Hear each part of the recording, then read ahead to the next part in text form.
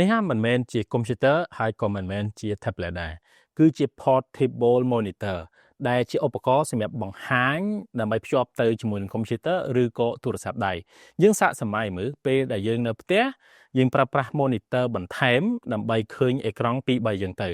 តែនៅពេលដែលយើងទៅហាងកាហ្វេយើងទៅធ្វើការងារខាងក្រៅប្រកបណាស់យើងមានតែអេក្រង់របស់ tablet ឬក៏ computer ទេឧបករណ៍នេះឯងគឺអាចជួយសម្រួលការងាររបស់អ្នកទាំងអស់គ្នាហើយថ្ងៃនេះខ្ញុំនឹងបង្ហាញអ្នកទាំងអស់គ្នាអំពីមុខងារនិងចំណុចសំខាន់ជាច្រើនរបស់ក្រុមហ៊ុន Dahua ដែលបានបញ្ចេញ monitor portable មួយនេះ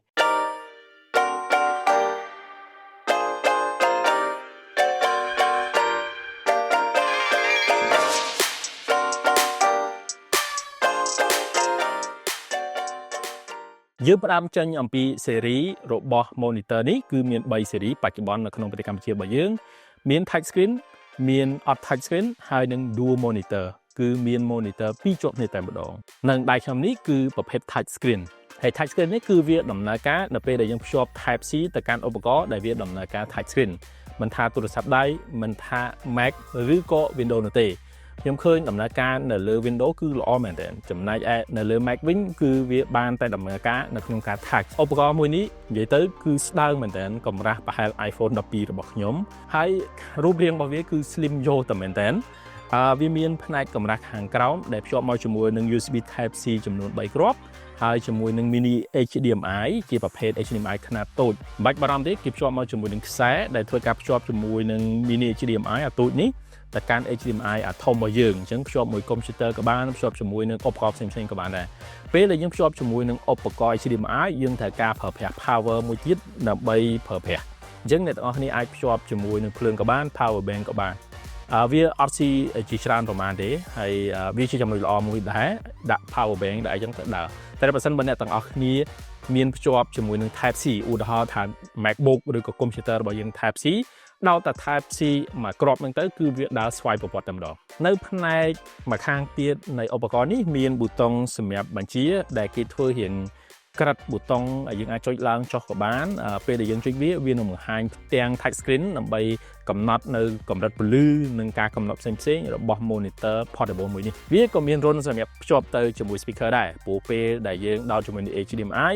យើងក៏អាចធ្វើការជ្រើសរើស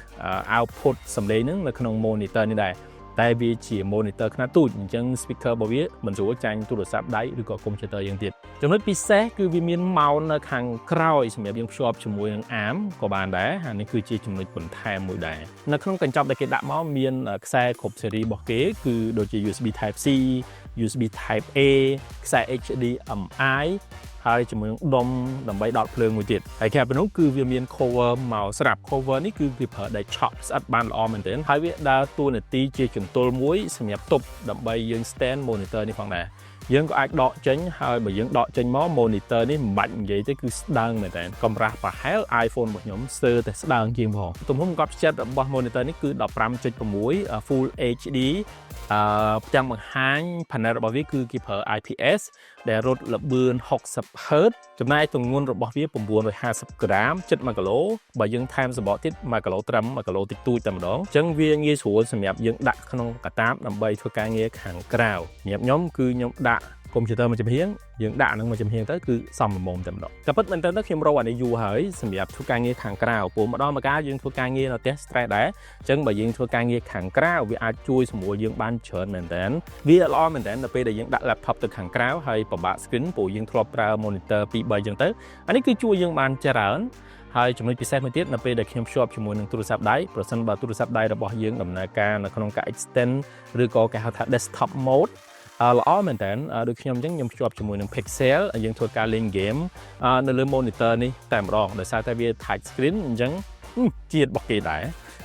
តែដោយសារតែកម្មវិធីនៅក្នុង Pixel វាដំណើរការមិនស្រួលប្រហែលទេអញ្ចឹងក្រៅពី Pixel មានដូចជា Samsung Deck ហ្នឹង monitor នេះដើរតួនាទីជា desktop ភ្លាមតែម្ដងយើងសាកសម័យមើលទៅហាងកាហ្វេបង្ហាញ monitor នេះលេងហ្គេមពីអេក្រង់ធំជាតិមកសរុបមកសម្រាប់អ្នកដែលរក monitor ចល័តខាងក្រៅបន្ថែមនេះគឺជា option មួយល្អមែនតើដែលមានក្រុមហ៊ុននាំចូលយកមកអញ្ចឹងវាអាចទុកចិត្តបានខ្លះដែរអញ្ចឹងខ្ញុំនឹងដាក់ព័ត៌មានបន្ថែមអំពីឧបករណ៍មួយនេះអ្នកនរគ្នាអាចរកជាវបានហើយតេស្តសាកល្បងបានសម្រាប់ខ្ញុំបានឧបករណ៍នេះគឺសប្បាយចិត្តពោលដោយសារតែ ខ្ញុំចង់បាន view ដែរហើយអរគុណច្រើនជួបគ្នានៅវីដេអូក្រោយបាយ